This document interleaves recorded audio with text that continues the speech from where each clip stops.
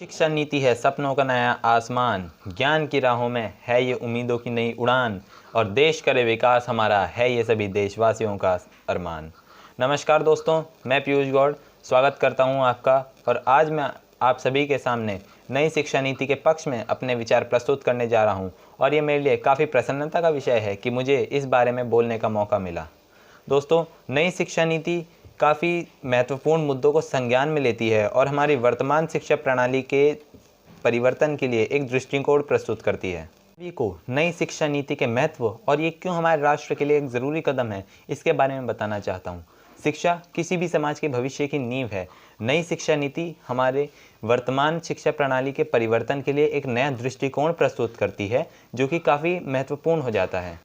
अभी हम देखते हैं कि बच्चे केवल रटने पर ज़्यादा ध्यान देते हैं। नई शिक्षा नीति में इस चीज़ को कम किया जाएगा। नई शिक्षा नीति रटने की बजाय बच्चे के समग्र विकास पर ज़्यादा ध्यान देती है। इसमें बच्चे की रचनात्मकता, विचारशीलता और समस्या समाधान कौशल पर भी ध्यान दिया जाएगा, जो कि एक विद्यार्थी के लिए उसके संपूर्ण जीवन में काम आएंगे। इस नीति के तहत सबसे महत्वपूर्ण भूमिका एक शिक्षक की है, क्योंकि एक शिक्षक ही पुरानी और नई नीति में बदलाव समझकर उसे विद्यार्थियों और उनके अभिभावकों को अच्छे से समझा सकता है। आज जब भारत एक नए दौर में है, लेकिन शिक्षा नीति वही 1986 वाली, तो क्या ये सही है? नहीं, बिल्कुल नहीं। हमें परिवर्तन चाहिए, बदलाव चाहिए, और उसी बदलाव के लिए नई शिक्षा नीति लागू की गई है।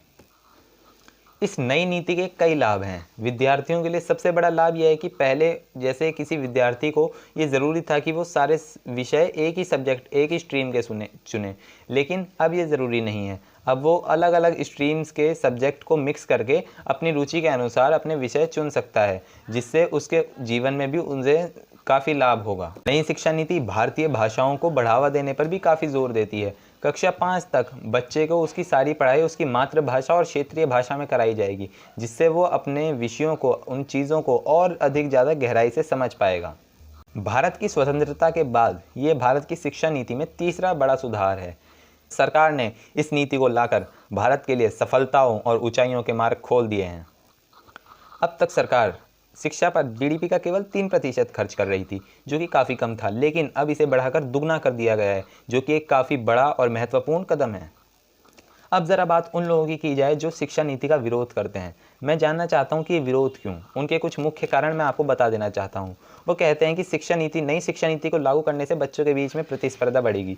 लेकिन जैसे कि हम सब जानते हैं कि आज जब जनसंख्या इतनी ज़्यादा है, तो जब बच्चे 12th पास करके निकलेंगे, उन्हें कॉम्पिटिशन का सामना तो करना ही है। तो ये क्या ज़रूरी नहीं कि उन्हें अभी से उनके भविष्य की तैयारी कराई जाए? क्या ये बेहतर नहीं होगा? विपक्ष का दूसरा और महत्वपूर्ण और एक बड़ा तर्क ये है कि शिक्षा नीति को लागू करने में काफ़ी कठिनाई होने वाली है। तो क्या हम इस डर से नई चीज़ों को लागू करना ही छोड़ दें? ये तो हम चुनौतियों के सामने हार मान रहे हैं, जो कि बिल्कुल भी ठीक नहीं है। अगर हम इस डर के कारण पुराने ढर्रे पर ही चलते रहे, तो हम आगे कैसे बढ़ेंगे? हम तो वहीं पर अटक जाएंगे और हम फिर पिछड़ जाएंगे। शिक्षा नीति का विरोध करने के बजाय हमें शिक्षा नीति को बढ़ावा देना चाहिए और अपनी व्यवस्था में सुधार करके इसे लागू कर देना चाहिए। कुछ लोग हमारी पढ़ाई में टेक्नोलॉजी और डिजिटल एजुकेशन का विरोध कर रहे हैं, जो कि बिल्कुल भी ठीक नहीं है। अरे भाई, हम 21वीं सदी में जी रहे हैं। बिना टेक्नोलॉजी, बिना डिजिटल एजुकेशन के कोई समाज, कोई देश विकास कैसे करेगा? आप अभी का उदाहरण ले लीजिए। जब 2-3 साल पहले कोरोना से पूरा देश ग्रस्त था, तब बच्चों की पढ़ाई में टेक्नोलॉजी ने जितना महत्वपूर्ण योगदान दिया है, उतना किसी और चीज़ ने नहीं दिया। यदि टेक्नोलॉजी, डिजिटल एजुकेशन ना होती, तो बच्चे पढ़ाई कैसे करते? बच्चों को खेल कूद के साधन कैसे उपलब्ध कराए जाते? क्या बच्चे बाहर जाकर खेलने कूदने की जिद ना करते? ऐसे में कोरोना का कष्टकर समय हमारे लिए और ज़्यादा कठिन हो जाता। अगर आप भी ऐसा ही सोचते हैं, तो फिर टेक्नोलॉजी और डिजिटल एजुकेशन का विरोध क्यों किया जा रहा है? मैं आप सभी को एक दौड़ प्रतियोगिता का उदाहरण देना चाहूँगा। एक धावक पहले धीरे धीरे दौड़ता है, लेकिन फिर जब वो बाद में तेज़ी और ऊर्जा के साथ दौड़ना शुरू करता है, वो उसी के साथ रेस को जीत भी लेता है। हम पिछले 70-75 सालों से बहुत धीरे दौड़ लिए, लेकिन अब वो समय आ चुका है जब हमें अपनी गति बढ़ानी है। अपनी सारी शक्ति और ऊर्जा लगाकर हमें भारत को एक ऐसे पायदान पर खड़ा कर देना है जहां हम विश्व गुरु बन जाएं। पुरुष कहे जाने वाले सरदार वल्लभ भाई पटेल जी की कुछ लाइनें याद आ रही हैं। उन्होंने एक बार कहा था, जहां एकता की कमी देश में नए संकट खड़े कर देती है, वहीं सबका सामूहिक प्रयास देश को नई ऊंचाइयों, नई सफलताओं के मार्ग पर लेकर चलता है। इसलिए हमें शिक्षा नीति का विरोध करने के बजाय उसका समर्थन करना चाहिए और अपनी व्यवस्थाओं में सुधार कर उसे लागू करना चाहिए और इसी प्रकार भारत को हमें नई ऊंचाइयों पर लेकर जाना चाहिए। बहुत बहुत धन्यवाद।